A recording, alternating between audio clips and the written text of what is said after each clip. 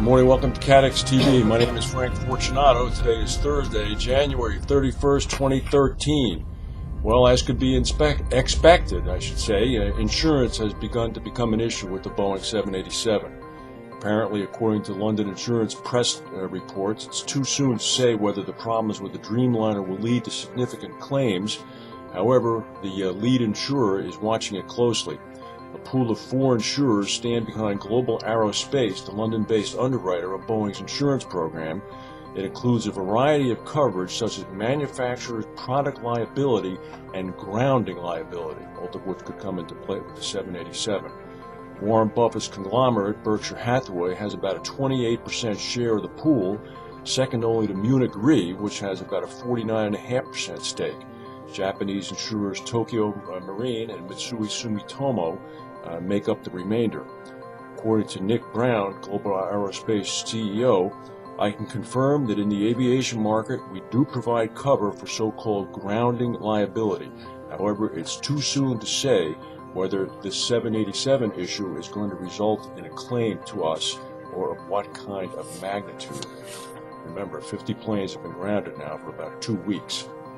Here's an interesting story. Bermuda's Validus Re is suing the U.S. government for failing to refund $435,000 in tax and interest payments. Validus Re, whose parent has a market cap of $3.3 billion, claims that the tax was wrongly assessed on reinsurance transactions conducted outside the U.S. It claims premiums on the underlying U.S. risks were already paid on the initial transactions with U.S. insurers. This, of course, goes right to the heart of the matter of the Neal bill, so to speak, which talks about closing the tax loophole for Bermuda-based insurers and reinsurers. As we speak, there's a huge 5-alarm fire in progress in southeastern Wisconsin, Burlington, Wisconsin.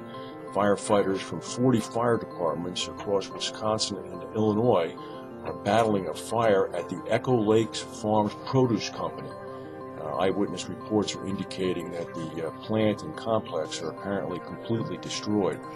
The temperature there is also about 0 degrees Fahrenheit. The Syrian army has confirmed, and the Israelis are agreeing with this, that Israeli jets crossed into Syria below radar level this morning and carried out airstrikes in Syria at military targets. According to other reports, the Israeli jets struck at a research facility and killed at least 2 people. The Israelis are saying that they only had taken appropriate actions. The situation is still a little murky. The jets entered Syrian airspace via Mount Hermon. So the Israelis now are being able to respond finally to what the rest of the world seems unwilling to do, what's going on in Syria. Well, we often report on air pollution in China, and we often report as to the officially conservative attitude from the Beijing government as to the unhealthy risks associated with the pollution. Somebody woke up there today, and the authorities in Beijing have increased the level of the health warnings to the most serious level, and they have temporarily shut down more than 100 factories. Authorities urge the city's 20 million people today to stay indoors, shut windows, eat a balanced diet, and drink plenty of water. Stay indoors and shut windows. 20 million people being ordered to stay inside. 35% of all government vehicles have also been ordered off the road. According to eyewitness people in Beijing, the pollution there now is worse than it has ever been. 103 factories have been ordered closed as well. Well, once upon a time in the southern part of Central Africa, there used to be a country called Rhodesia. It was a little gem of a country. Of course, it practiced apartheid, as did its neighbor, South Africa. Rhodesia has now long since been called Zimbabwe. Today in Zimbabwe, the government's public account has fallen to just $217.